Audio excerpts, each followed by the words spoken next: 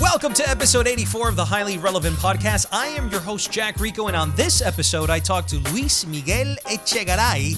If you don't know who he is the head of Latino Content at Sports Illustrated, about who had the better World Cup TV coverage, Telemundo or Fox, as well as the factors behind the ratings drop and why Hispanic teams had a terrible turnout this year. Also, film and culture critic Mike Sargent joins me to debate Skyscraper. It's the new homage to 70s disaster movie starring Dwayne The Rock Johnson. I think it's the worst movie of the year, while Mike lauds it for how enjoyable and fun it was.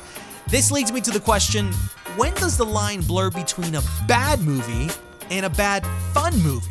Stick around. We begin with Luis Miguel Echegaray and World Cup Talk.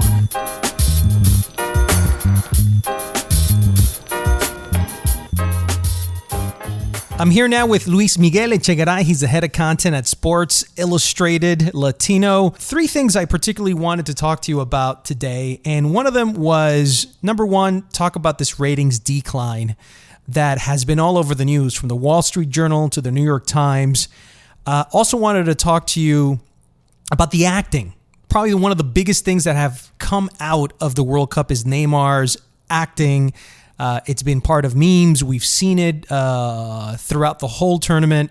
And then finally, the fact that no Hispanics even got to the semifinals, which is incredible, especially in a year where Messi and Ronaldo and Neymar were, according to everyone, number one, number two, and number three in the world. So wanted to kind of start the interview with, how the heck did Hispanic teams not make it to the semifinals this 2018 World Cup? Oh man, you're starting with a tough one. I had to, man. I had to. For us Latinos, man, this is embarrassing. This is humiliating that no team from the Americas was able to compete even in the top four. Well, I think there are three things that specifically sort of can maybe generalize and answer the question.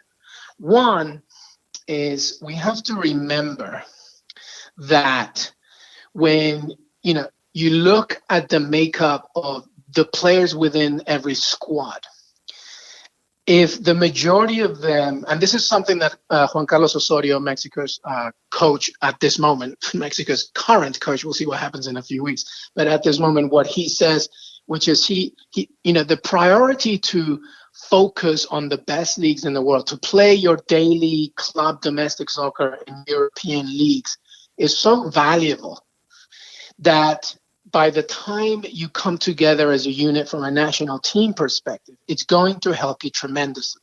So when you look at Mexico, Peru, even Argentina, and Brazil, who really had a few players playing in the Chinese league, when you look at all these teams, you're going to succeed more with the better leagues that you play. Now, I'm not minimizing the value of South American or Central American leagues. I think they're great and they're growing, but we can safely say that when you're playing in La Liga or the Premiership, it's going to be a huge advantage. When you think about England, every single player in England plays in the Premier League. Belgium, almost the same. France, you have La Liga, the Premier League as well. So, the focus on European is so much. So that's one. Number two is the level of quality that you have both from their own federations. The Argentinian Football Association, Jack, is a joke. It's an absolute joke. First of all, Argentina is a great example. They wanted to organize two friendlies, and I think we talked about this before the tournament. They wanted to organize two friendlies. One was with Nicaragua. Like, what are you doing, organizing a friendly with Nicaragua, right? The second is trying to organize a friendly with Israel, right? So both of them obviously got canceled.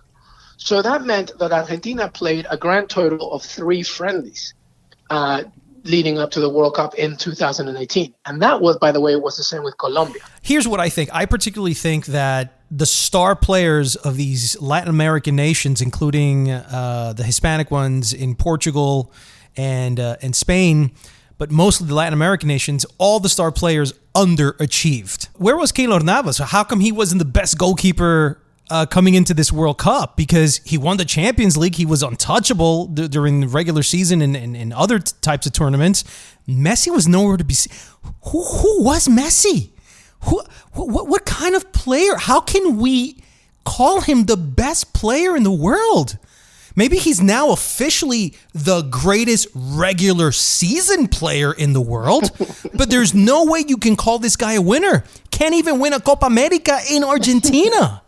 This is sad. That's another podcast, I think, Jack. And I'm going to be very diplomatic about that one. But I'm going to tell you this, though. I will say this to you, okay? The problem is, the other issue, though, is that I think that these federations are not thinking properly about the lead up to a grand tournament. They're thinking about the tournament itself. Mm-hmm. So when you look at your England, which, by the way, is not a coincidence. Actually, if you look at the overall structure of the English game in terms of youth system, I tweeted about this last year.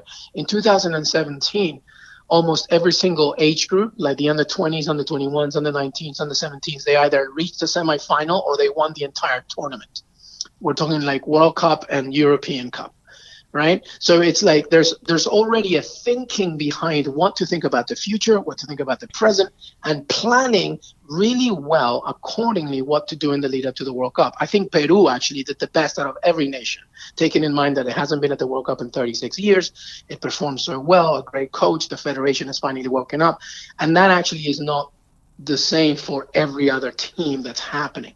And Argentina is such a good example. There is such a terrible, lack of, leadership in the federation. That's what it is. And Messi is not a leader. He is just not the type of leader that Maradona was, for example. Well, this is soccer. This is not the NBA. You can't just have one superstar. You need an entire cohesive unit that at least knows how to work.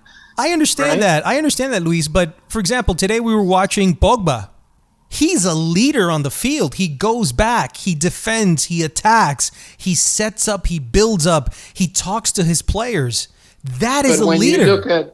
But when you look at France, though, it's this is like a team that's overwhelmingly talented. Every single player, and I'm even including the bench, is not just a good player, but they could start for any other nation. Mm-hmm. I think that there's a clear difference between, trying to create the levels of development within Europe and South America. And by the way, this is not a blame on these leagues in South America. There's obviously such a difference in both economic and, technical standpoints when it comes to these two leagues. You can't compare La Liga in Spain to, Peru's Primera División. You just can't do that.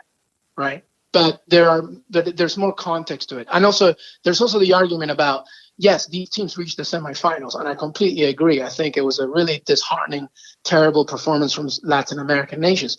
But there were other teams like, in South and Central America that really deserved to be in the knockout stages, but didn't, because at the end of the day, they didn't get the result.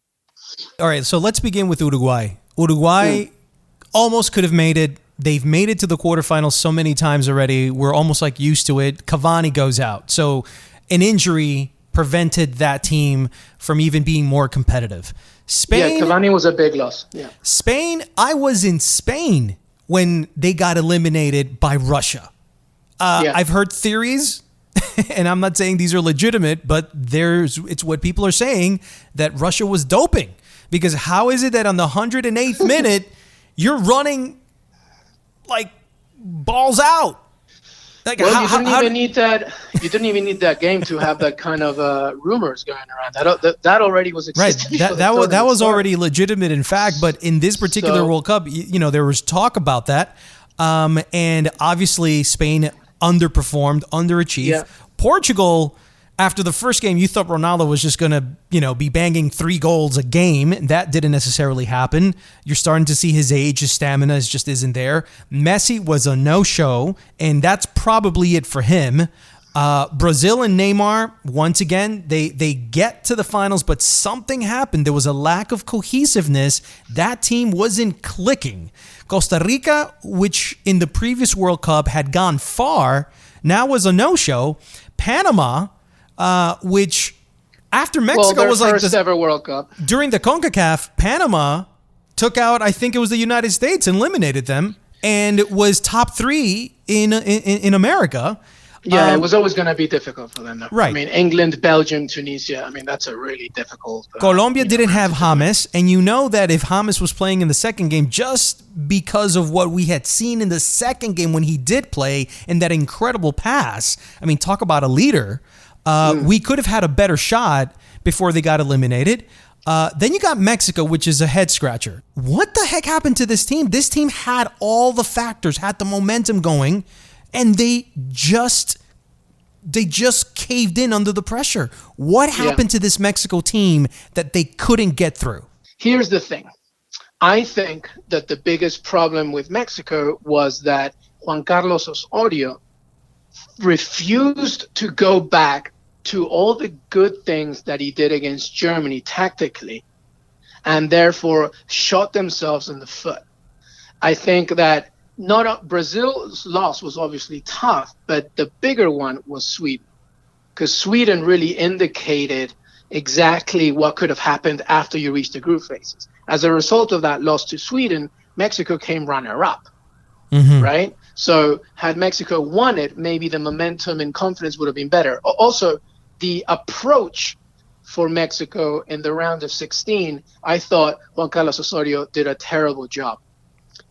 If you go back and watch Mexico against Germany, one of the reasons why Mexico defeated Germany was because Mexico didn't allow Germany to play its game in the middle of the field. It was intoxicating Germany at every opportunity. It was pressing them. And by the end of the 90 minutes, Mexico was so tired it couldn't breathe, but it got the job done. It didn't do that against Brazil. It actually waited for Brazil to come to them and hope for the counterattack. So there were many things, I think, tactically that Osorio got wrong. And I think that was a big problem. But the biggest one was the fact that I think that mentally, Mexico was trying to rely on the fact that, well, they beat South Korea, they beat Germany. If they can just get a point against Sweden, then they'll be fine. But they put their foot off the pedal so much that they lost 3-0. If you had to summarize why our Hispanic teams, which were 10 of them, couldn't even get through to the semifinals or mostly the quarterfinals, why was that? I have to go back to where these players are playing domestically, and I have to go back to what their federations and their own squads, from all the way from management to fitness coaches, are doing in preparation for a tournament like this. And I think if you really look down intricately, you're going to have your answer. Do you think that 2014 Argentina did something different, that they went to the finals against Germany? Well, I think there was a much more cohesive unit from the federation leading up to 2014. Also, remember, Brazil didn't need to qualify. So in many ways, the qualifying campaign was an easier path in terms of trying to look at what their best team was. Messi was younger. You had Higuaín that was playing better. I think Mascherano was also playing better. I think that in many ways that was actually the right peak of their time to try and make it to the final. Now, coming into 2019, you had and this is actually something that I said before the tournament started when we found out the squad was out, the defensive midfield unit of Argentina was so old. Like, how are you going to keep up with, such talent that's out there? And that's exactly what happened. So 2014 was a peak time for them. Now, as you said, this was probably Messi's last, chance ever. And Sampaoli was absolutely just completely lost in this job. He really shouldn't have even been, thought of being the manager.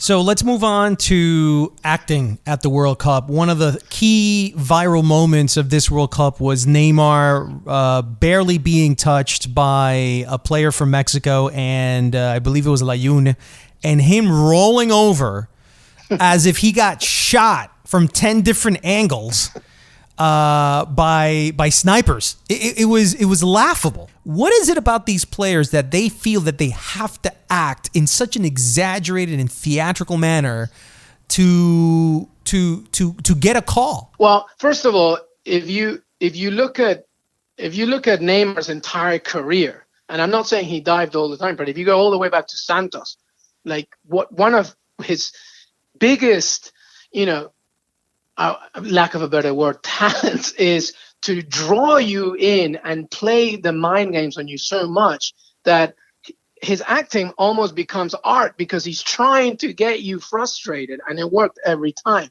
I had a big, obviously there was an issue with the diving and everything, but if you're an NBA fan, okay, and even in moments in other sports, like even the NFL, like give me a break, because this is not the only sport that commits these kinds of incidents. It's just it's looked at much more microscopically in soccer because the game stops so often whenever that happens, right? But having said all that, I think I had a bigger problem with Neymar's, he was coming back from an injury, and honestly, he just wasn't 100%.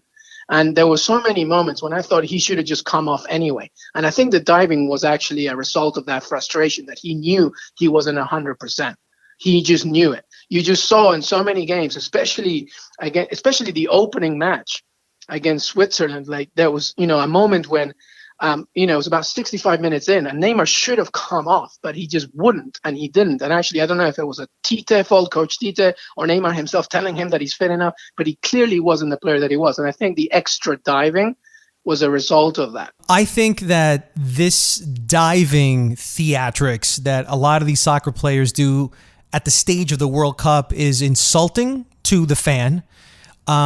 It's offensive to the defender. They really work hard in going for the ball. But when you have players, especially when it's star players, diving at this level, I think it takes away from the game. And I think that more than any other World Cup that I've seen, this was one of the more embarrassing, humiliating ways of attracting more fans to watch the game. Because what kind of credibility do you have if you want to attract new fans? There were worse World Cups with worse divings. It's just that because we have social media and we can easily just look at a replay 1,000 miles an hour and a million times. But, there's definitely, come on. Do you remember Rivaldo? Oh, well, Pepe también, back in 2014, same there. It does, take away some of the rhythm, momentum, and beauty of the game in itself. And then finally, we have to talk about the ratings decline that we've been seeing from the beginning of the World Cup. Is it the fact that people are no longer interested in soccer in the United States because the USA was the USA not being a part of the World Cup that significant? And if it was, why did it affect Telemundo? Yeah, I think this is a topic that you are definitely going to be able to add even more color to it. But my personal opinion is, I mean, listen, obviously we would be fools to say that the U.S. not being in it doesn't make any kind of an impact. Of course it does. There are many non-Latino fans who have no background or relationship with a Hispanic nation, whether you're Colombian American, Peruvian American, or whatever, right? That doesn't care about the game, and if the World Cup's on and the U.S. isn't in it, then forget it, right? So you can say definitely that there's an impact there. Absolutely. I think another big factor, though, is that we live in a time when, our consumption of the game is no longer just limited to watching it on TV or even on an app. I think that many, especially the younger generation, some probably don't even watch the game, but they watch the highlights of the game. Just like when you go on Twitter and the NBA literally just shows you like the best plays. That's what Telemundo and Fox were doing, right? They were just showing you like certain highlights. I think that many of us, especially the younger generation, are probably not even watching the entire thing. Our attention span is so different now. Right. But the other reason that I think hasn't been spoken to is, and no, soccer is growing. That's definitely a fact. I mean, it may not be growing at the pace that many think, or maybe because we compare it so much to the NFL, which is obviously the giant of this country. Right. But it is absolutely growing. I mean, that's not only is it the most popular sport from a participation perspective, but the numbers, especially from the 12-year-olds to the 19-year-olds, is now on par and just above MLB. That will even get bigger in the next, 10 years, 5 years, but it's not growing at the pace that most are thinking. I think the biggest issue, though, was if you're trying to promote the World Cup, you can't just focus on Lionel Messi and Cristiano Ronaldo. You can't do that. So you think that one of the problems was that Telemundo and Fox didn't build other stars the way maybe the Olympics does?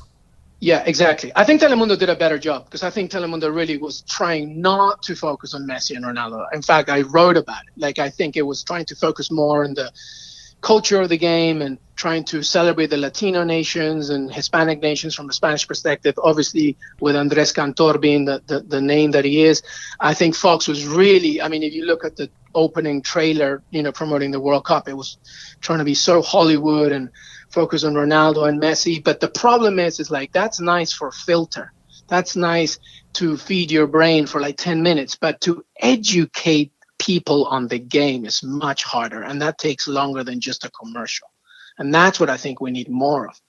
So, if you wanted to promote this World Cup, why wouldn't have we focus more on the community perspective of it? How many kids around this country, black, white, brown, all playing the game and loving the game? I think that would have been a much better perspective. I mean, obviously we want to, talk about the big nations and the big stars, but why not also, talk about the landscape of the U.S. and what it means for just, this different generations of what the game means to them. I think it's harder to try and educate people in the game than just merely celebrate it. Do you think that the time schedule had anything to do with it?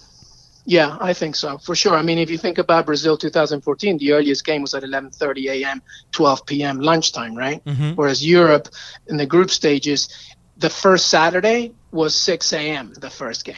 Like, there's no way that many people that are not hardcore soccer nerds, as you and I call each other, are going to wake up for that, right? They'll probably be up for the 10 a.m. game. So in 2014, the earliest game was at 11:30 in the morning.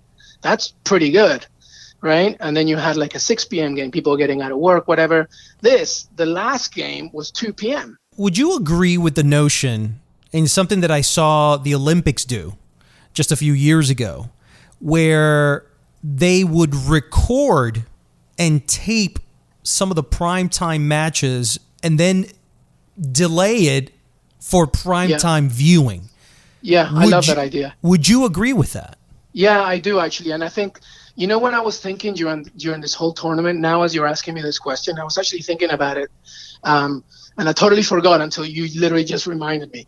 Something that the Olympics, aside from just that, but what they did really well was they did a really great sort of like, here's our recap of what happened all day. And fair enough, because the Olympics is so long, like it probably was like an hour and a half. But imagine if you, like in the group stages, Telemundo and Fox, both, because they did have, Fox had a nightly show and Telemundo had like some kind of show at the end as well. But it wasn't, what really could have helped them was every evening in the group stages, just have like a hour or 40-minute great highlight show. And it gives you literally every game, like all in nice one little package. Telemundo didn't do that. No, it didn't. And Fox also really didn't. They had a show that was more variety style. It was like a late night show with Fernando Fiore. I'm talking about a show that gave you the highlights and some conversation, like some fun, good conversation, but also educated you in the game. But you picked up all the 3 matches all in one nice package. So if a person that was working the whole day, really had no time to look at anything, came back 9 p.m., boom, you got the whole thing. And then the next day they're like, oh, you know what? I want to watch this or whatever. And then the interest will grow. I think that really was missing. I didn't see that at all, actually. In Spain, I was catching games at 8 o'clock at night. I was catching games at 4 p.m. just because of the 6-hour difference between the United States and Spain. And I'm like, man, everybody's watching at this hour. But here in the United States, it was completely different. And I was thinking, if you could maybe tape them and then put them on primetime and, you somehow block the digital game, right? The digital stream live version. Yeah. That way you can't watch it.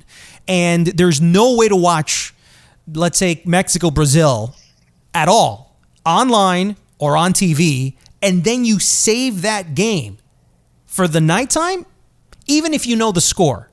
Because, you're going to end up knowing the score, but you want to see how they won. Right. So, or at least the app gives you a service, but it's, it's like how NBC did it with the Olympics. It's not exactly going to be advertised like crazy, but at least they give you the service. And if you really want to watch the game, you can watch it there. But really, it was going to be shown and highlighted really well in the evenings. And then finally, I wanted to talk to you, because you mentioned it a little while ago. You wrote an article about it, is about the World Cup television coverage of Fox and Telemundo. Did you have a chance to analyze both networks' coverage? Yeah, I actually went back and forth the entire tournament. All right, and give us your recap. Give us your summary on what you thought, who you thought was the better network for coverage, and what they did right and what they did wrong. Let's begin with Telemundo. I think Telemundo, first of all, did an excellent job at giving you the on-site during the game analysis led by Andres Cantor, but also Sami Sadovnik and, Viviana Vila, who became the first woman in a Spanish-speaking U.S. network to give you play-by-play. She was absolutely fantastic. They also had a great core of talent from ex-players to analysts. So you had a really nice sense that they were there for you. And that was really, really good. I felt that, if you're a fan of the game, they really wanted to let you know, listen, we have a huge team here in Moscow and in every game to give you coverage, which is not what Fox did in every game. Right? I think Telemundo's problem was what we talked about, which was I wish they would have kept going a little bit more in the after hours or in the post-game analysis. There was so much opportunity to talk about and show you highlights, not directly immediately after the game, but I'm talking like we were talking about, like in the evenings where, save some time in your channel at 9 p.m., 10 p.m. to give me a good 1 hour show where you're giving me the highlights, you're giving me analysis, and maybe a little bit, of commentary. I think that really was the time wasted. I thought that the halftimes and the post-game analysis were so flooded and inundated with commercials that you would literally get like maybe 3 minutes of analysis and then like 5 minutes of commercial and then back to like superfluous analysis that didn't really mean anything because there was no meat and potatoes behind what they were saying because they were rushing to get to commercials. And I felt that Fox was excellent at halftime coverage and excellent at post-game coverage. I thought Rob Stone is by far the best anchor for this World Cup and for most sports that I've seen in quite a long time. I love Rob Stone, the ultimate professional. I love the team that they had. Interesting, though, they had Hernan Crespo. They had Carlos, I can't remember his name, from Mexico. And it was interesting because Hernan Crespo had such a problem in speaking English. Let's just be blunt about it. He had such trouble getting the words out that, mira, as a Latino, I love having Hispanics on. But the problem is when you have a Hispanic that doesn't speak English properly and he's trying to be an analytical person about the game and it's troublesome for him to get the words out because it's not his main language, I think it's a failure of the producers for not getting another Hispanic that speaks English either perfectly or moderately. And I thought that was a problem with a lot of these pundits, experts, ex-athletes, ex-soccer players whose English wasn't well, who didn't speak well. Yeah, I think that from Fox's side, I agree. I think Rob Stone was absolutely tremendous. And, it should be noted that my co-host Grant Wool works for Fox. He was great too. He had his show. He did an incredible job, and I'm not just saying that because he's my friend and my co-host, but he gives a lot of like in-depth analysis that really is lacking in many places. But I got to tell you something. The star of this Fox thing was Ali Wagner. She was absolutely incredible. Her and Derek Ray had this great partnership on the, commentating on games. And I thought she was not only good in giving play-by-play analysis, but she gave you so much context. It's just her and Viviana Villa are just a perfect example of why we need more women. Not because it's just, not because it's just the right thing to do, but because it's the best thing to do. They are so much better than like 80% of the men that I have to listen to. And Ali Wagner was incredible. Also, I also thought Stuart Holden was amazing. Oh yeah, he was actually great. And going back to your point about Hernan Crespo, I think that is nothing to do with Hernan Crespo and what you said about before, which is like, I wish these departments had a bigger understanding and focus on who to bring in, when to bring in, how better to prepare them for what's coming, what kind of conversation is going to come ahead. Because if you bring in a legendary player and a great person like Hernan Crespo, then, you better have them ready. Telemundo was using the NBC Sports structure and model of the way they do their Premier League Sunday shows on NBC Sports. And what did you think about that in particular? The production quality that was essentially NBC compared to Telemundo's version. Like, if you were to look at the way Univision covers their World Cup and the way Telemundo covered their World Cup, you could tell that the passion, the life, the energy just wasn't there. This was very, I would say to a certain extent, very dry. I mean, you did have moments with the Nuevo Dia, which I don't necessarily understand that particularly. And I know it's like, us Latinos want a morning show in the afternoon, while people who don't know anything about soccer talk about soccer. I didn't like that. I wanted experts, pundits. I wanted like that ESPN Deportes. I think ESPN Deportes has the best chemistry amongst panelists that I've seen in Latin American and Hispanic sports press. Those guys argue. Those guys, they're provocative. They argue. They debate well. They're extremely articulate and smart. That's the type of chemistry that I wanted on Telemundo, and I feel like I didn't get it because they were being so polished and so professional and so NBC Sports like. I don't know if it necessarily translated well. See, that's why we were talking about why, Un Nuevo Dia, whatever, should have been maybe shorter, and you gave us a show in the evenings where it was the perfect mixture of both. So that's what I'm like, that ESPN Deportes chemistry that you're talking about, it was a huge opportunity for them to do something in the evening and do something like that. That would have been like the like Una Nueva Noche or something like that, Right, exactly. Or Titulares y Más, which was another loss. Here's what happened. After the game finished, Un Nuevo Dia came automatically, and in many ways, it had nothing to do with the game or the World Cup. It was about celebrating our culture, which is I'm all for, but it was too much. It was trying to stupefy us a little bit too much. It's that dumbing down. And we don't need that. No. We need celebrate our culture, but do it in different ways. I think that there was definitely a place for Andres Cantor and his fantastic team, but then give me a night show where you have the highlights and you have like some other commentary. You don't need to have Un Nuevo Dia for like a long time. Just, celebrating the culture, literally just by playing music. I love it, but I don't think it should be the entire thing, right? Before you go, who's winning the whole thing? Man, we've been so wrong on everything. I feel like if I say it, like it's going to happen. Listen, give me your brain and give me your heart's answer. I think my brain says France. Here's my prediction.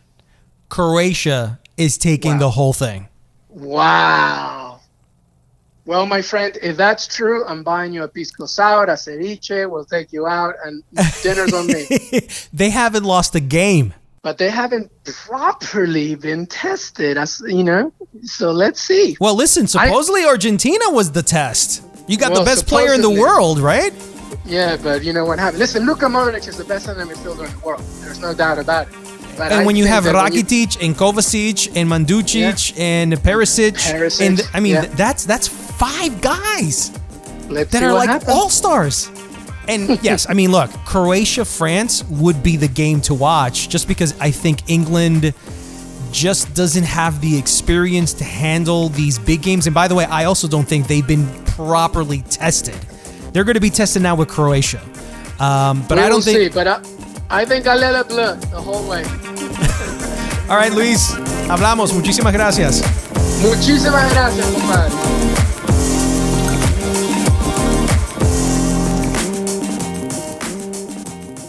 Guys, it's time we treated ourselves to some higher quality underwear because we deserve better. We deserve underwear that feels good, provides support, and leaves us feeling fresh down below. That's what Saxx underwear is all about. It's the only men's underwear that's actually designed with our anatomy in mind. When Saxx first got started, they wondered, why can't men's underwear be better? The answer, the Ballpark Pouch, a 3D support system unlike anything else in men's underwear today. I use use them and it feels like bliss. Everything stays put, no friction. You can move around comfortably in it, and then there's the breathable fabrics. Super soft, moisture wicking that repels BO. Since I started wearing Sacs, I haven't wanted to wear anything else. I want you to feel the same way, so I've worked with Sacs Underwear on this great limited time deal. Shop from anywhere on their site and get $5 off plus free shipping on your first purchase.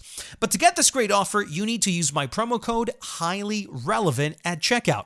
Order a few pairs at Sacs right now with this great offer and go to Sacs Underwear at SAXXunderwear.com. That's Sacs with 2 X's, and use the promo code HIGHLYRELEVANT at checkout. Remember, SacsUnderwear.com, promo code HIGHLYRELEVANT.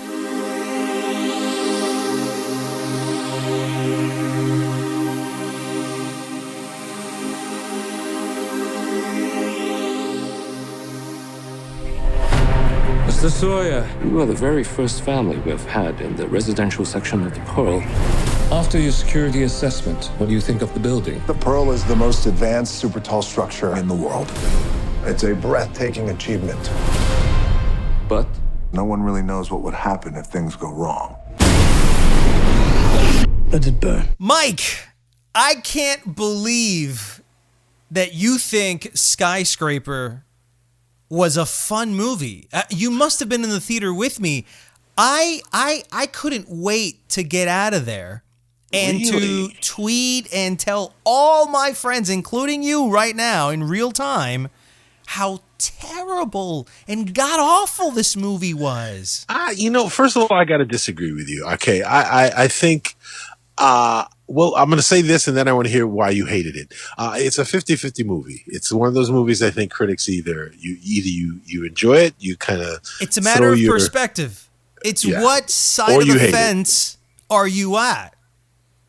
Okay, so I only have one question for you. What were your expectations going in? I thought that this was going to be, come on, let's be honest. The marketing behind this film, they threw a lot of money behind this film. This isn't like no straight to DVD film. I mean, it had, from the poster, from everything, it had some of that cheesy 80s action film vibe off the bat. But because it's Dwayne The Rock Johnson, and at this point you're expecting solid quality films from him, because, he's the guy that comes into a film and saves it. He's the doctor. He's the surgeon for a film. He's the good luck charm. That's why he gets paid all the money. That's why he's the biggest movie star in Hollywood. And so I'm expecting something of great quality. And as soon as I saw the leg issue, the handicap issue, his vulnerability, I said, this is a straight up drama. They're going for gold here on this one. So I had high expectations for the film. Well, okay, that's interesting that you said that, because I kind of had the converse. I saw the poster. It looked like a cross between Towering Inferno and Die Hard to me. And you know me, I don't read the synopsis as much as unless I have to. I don't want to watch the trailer because I want to be surprised. And I didn't expect much. I didn't think that much of Rampage. I thought it was okay, a solid B movie. And, yes, The Rock is, or Dwayne Johnson is franchise Viagra. But you got to look at most of his you got to look at most of his successes. Oh my God, okay, most of his successes are just that, energizing a franchise where he becomes a power player in a series where he's either part of an ensemble or he's leading an ensemble. The films where he's the main character have never quite really been super over the top. It's always when he comes into some franchise. You look at all of his biggest hits. That's my take on him. Now, can he carry a movie? Yeah. Is he doing things or trying to expand? Like you said, he's got the leg issue, and then he's got, family in jeopardy, and a clear, there are a lot of things about it that were by the numbers. Let's just say screenplay 101, 3-act structure, all the stuff that you expect, difficult choice at the end, all of that stuff's there. but because it's The Rock, he elevates things just a little bit. I thought it was a fun concept, but I really didn't go in expecting it's sort of like Jurassic Park. It's a dinosaur movie. I'm expecting some fun dinosaurs, and there's going to be a dinosaur that breaks free, and there's going to, so for me, this hit all the points I wasn't expecting. Actually, it was a little bit better than I expected it to be, because I really did not expect it to be good at all. Before I give you my reasons of why I thought this movie was terrible. Yes. I'm not going to say I can defend it. I do want to let everybody know what movie we're talking about here once again. It's called Skyscraper, and it's directed by Rawson Thurber, and he had recently directed Dwayne The Rock Johnson in Central Intelligence, along with Kevin Hart. They had a conversation where Rawson supposedly told The Rock, hey, dude, now that I'm looking at you, I think you can do a different type of role, which is that vulnerable, charming guy, but, more of a dramatic actor, I think is what he was looking for. And the genre he wanted to do with, because he's such an 80s action movie geek, was this Die Hard meets The Towering Inferno in Hong Kong. And the Hong Kong wasn't because I'm sure he, back in the 80s, Hong Kong movies were a lot more mainstream than what they are today. And either he threw that in, but I think it was more of a business decision, simply because everyone knows at this point that China makes about $9 billion at the box office annually. And supposedly now it's alleged that China is now on path to overtake the U.S. in the next several years as the biggest film market in the world. Oh, it already is. It's already surpassed. It surpassed it 2 years ago. Dude. Okay, yes. Yeah, so it had like an 100%. Off year last year, and then it's now back. It's definitely. Yeah, absolutely. And a lot of the box office from the United States depends on that China premiere. Everyone knows that. Sometimes they launch films there. But I think that... I don't know if everybody knows this, and I'm not sure President Trump knows this. But there's a key problem when you see these types of film strategies being applied within a film, because it's almost like sponsorship integration. And in this particular case, it's cultural integration. That's obviously strategic. And the scenes with Neve Campbell and the Chinese officials were some of the worst movie scenes I have seen all year. Terrible. I mean, god-awful. And I kept on saying to myself, this cannot be excellence of cinema. This cannot be, it's a summer film, man. Just chill out. Tone it down. I'm the first guy to be like, hey, I like bad movies that are good, but this is a bad movie that's bad. The fact that he leaped, I don't know, it looked like 1,000 feet from crane to building, and then when a similar situation arises later on in the film, which is a much smaller distance, they treat it with equal danger. So it was all these Swiss cheese moments that the movie could never somehow explain. But no, I'm supposed to swallow that poison pill all the time. And the humor, oh no, but Jack, it was really an action comedy. No, it was not an action comedy. This is a straight up action film. By the way, with a protagonist, a hero that at the beginning never sets a tone that this dude has a comic bone in his body. Everything was treated with seriousness and love for his family. The war vet, who became a private sector security building inspector or manager. And he's trying to save his family, but he's handicapped, one leg that he lost in the war. That's all treated with a certain level of gravitas. So when all these jokes all of a sudden kick in, they're not deliberate. They're unintentional, and that is when a movie is officially bad. Okay, well, I think, first of all, you need to come out of your shell and tell me what you really thought of the movie, okay?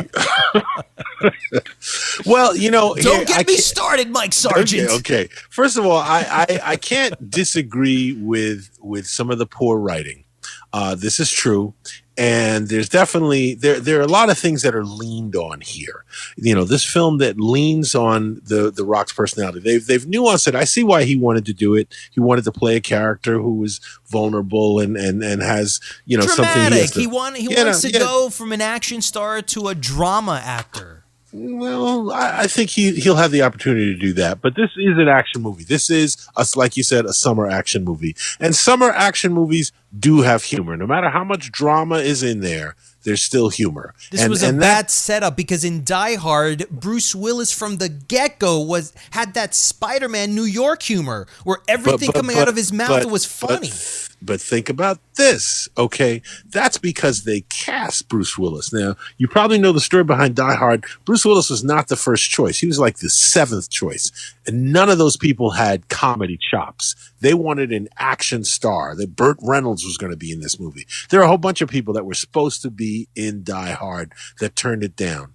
And it's because of Bruce Willis. And I feel that's because it's Dwayne Johnson. There are certain things, and I mean, that's its strength and its weakness. There are certain things where it's just Dwayne Johnson. He almost breaks the fourth wall in terms of he's this, I think he was described as being sort of a soft-hearted guy and a hard body. Okay. And that's who he is. Yeah. The lovable bear.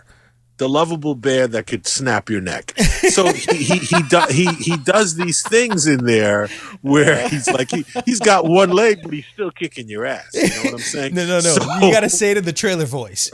He's got one leg. He's got one leg, but he'll still kick your ass. Dwayne Johnson, Skyscraper. So that's pretty much it. So you buy that. I mean, come on. He's kicking. He's one leg kicking ass in this movie. If you can't laugh at that, I mean, but this is what I'm saying. Look, we know that the films that intentionally, deliberately let you know that this is going to be a comedy or an action thriller with comical relief, and they indicate this by the hero's sense of humor. They indicate it maybe by the supporting cast, the ensemble, the extras in the city. Like, for example, in Spider-Man, the hot dog guy comes out. He's like, "Hey, you, come here, you web-slinging fool." Things like that let you know, oh, okay, this is a light movie in terms of drama. We're not going to see that much drama. Here, that was never, ever. I have to disagree with you, dude, because, I mean, no one goes to a Dwayne Johnson movie expecting some serious drama here. The Rock is going to do Shakespeare. No one's going in thinking that. They're going in to see The Rock kick ass, whether he's got one leg or two, or if he's in a suit or flying around like he's going to be in Black Adam. But what's exposition for if it's not going to be used properly? And when I say exposition, I'm talking about the first quarter of the film that sets the tone for the rest of the film of what we can expect. Once you deviate from that, then you got two separate films. You have a disjointed film that doesn't even follow the same vibe, tone, and pace. See, I come back to what you're expecting. I disagree again. I'll tell you why. Because, you cast The Rock, okay? You're not doing it to show this guy in a wheelchair. You're doing it somehow. He's The Rock, and he's going to kick ass, even though he's got one leg, and he doesn't do this. I haven't picked up a gun in 10 years. Okay, he hasn't picked up a gun in 10 years. He's got one leg, but guess what? When the time comes, he's going to jump on that skyscraper, kick ass, and roll around and save everybody. Okay? Come on. You weren't going in there expecting an Oscar. He wasn't going for the gold. That's my opinion. Listen, I never said to you that this was supposed to be, the Greek, actor of our times, Dwayne The Rock Johnson. Never did I say that, but I was expecting like an action thriller with a la the Towering Inferno. There were no jokes being cracked. I mean, this was like Airplane meets Towering Inferno more than it was Die Hard. I think. Okay, go ahead. I'm sorry. No, I think that my biggest problem with the film was how it was insulting my own intelligence in terms of how good this movie could be. I thought this was going to be the epic action thriller of the summer. And, okay, I'm listening. And so I felt that big epic films like that don't drop the ball the way this movie did in so many ways. In terms of just logical continuity, verisimilitude. It didn't have any of that. The jokes, some of them were not intentional, and the ones that were supposedly intentional didn't fall well because I was there with the rest of the crowd.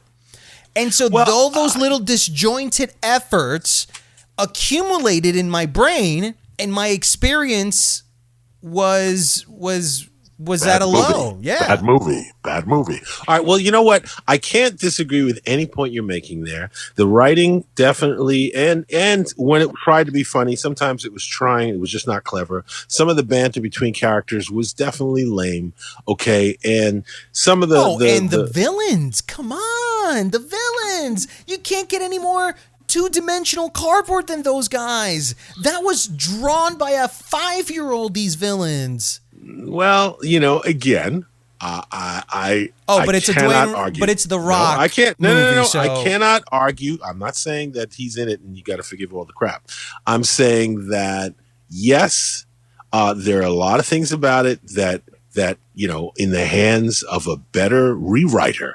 And it's funny because I just finished doing a webinar today on screenwriting, so I'm in that head. But yes, a better writer there are a lot of things they could have done to polish this up, because I thought there was a pretty decent story there. Yeah, okay? Absolutely. This writer's strength was much more about story than they were about dialogue and characterization. Felt ladled on like that. Let's put a layer of give him one leg. It's stuff like that. It didn't feel organic and natural. It's like, okay, she can handle herself because she's an army surgeon. Okay. So, there are certain things that they're kind of action conventions. So I didn't mind, but yes, you're right. It is definitely not going to be remembered as a classic, though it gives a nod to, classic. I know what they were trying to do, Mike. It's exactly what you're saying. These guys wanted to sort of pay tribute to a lot of the nostalgia of those films that they're no longer made. So if we can do a replica, a new facsimile of those movies we loved so much, we can get our kicks. And to those 40 and 50-year-olds, oh my God, they're going to eat it up. But because it's Dwayne The Rock Johnson, he has a huge wrestling fan base and now a new movie fan base. We're going to get all those people, and it's summer, and it's an action film starring Dwayne The Rock. Oh, this is in the bag. Now, the movie was supposedly, what I read was $120 million to make, and it's going to make about $30 to $45 million, or I'm sorry, $40 to $50 million around there at the box office. That's not good. Well, again, I think this is a movie, like I said, it's a 50-50 movie. It's only got like a 51% on Rotten Tomatoes, which is not great. It is derivative. It's not, like you said, that epic action thriller. I think that's got it's going against it, because it is what it is. You want it to be epic, and it's not epic. There are a couple of great stunts. There's some fun stuff in there, but it's not I heard Mission epic. Impossible. I just read the latest reviews coming out. They're saying this is the action juggernaut that it promised to be. There's no comparison between Mission Impossible and this movie, dude. I've seen Mission Impossible. You saw Mission Impossible? I'm seeing it this coming Monday. Yeah. We'll talk about it after you see it, but there's no comparison. He's on another level of writer, the writer of the Mission Impossible. This is what I wanted to see. This is what I thought I might have been getting, at least something close to it. Chris McQuarrie? Come on. Chris McQuarrie is in a class by himself. This guy, what's his name? Rob... See, there's even a problem. Rawson Thurber. Rawson Marshall Thurber. Yeah, I thought this is, I didn't think that much of Central Intelligence. I thought it was okay. Yeah, well, I thought that he, personally, The Rock, that was his worst performance that I've seen in any film he's been in.